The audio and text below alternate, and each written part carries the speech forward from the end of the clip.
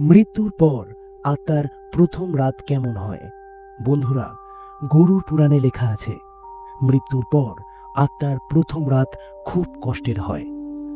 যখন মানুষ শেষ নিঃশ্বাস নিতে থাকে, তখন তার আত্মা শরীর থেকে বেরিয়ে পাশে দাঁড়িয়ে থাকে। আত্মা সামনে থাকা নিজের দেহকেই দেখতে থাকে। বাড়ির সবাই সামনে দাঁড়িয়ে কাঁদতে থাকে। কেউ পা ধরে কাঁদতে থাকে, কেউ হাত ধরে কাঁদতে থাকে।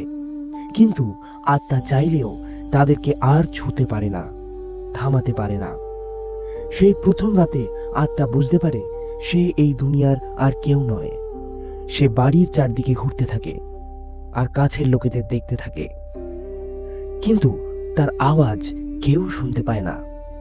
বলা হয় এই রাত্রি আত্মার জন্য সব থেকে বেশি কষ্টকর, কারণ এই রাতেই সে বুঝতে পারে এই শরীর, এই সম্পর্ক সব পিছনে পড়ে রয়েছে।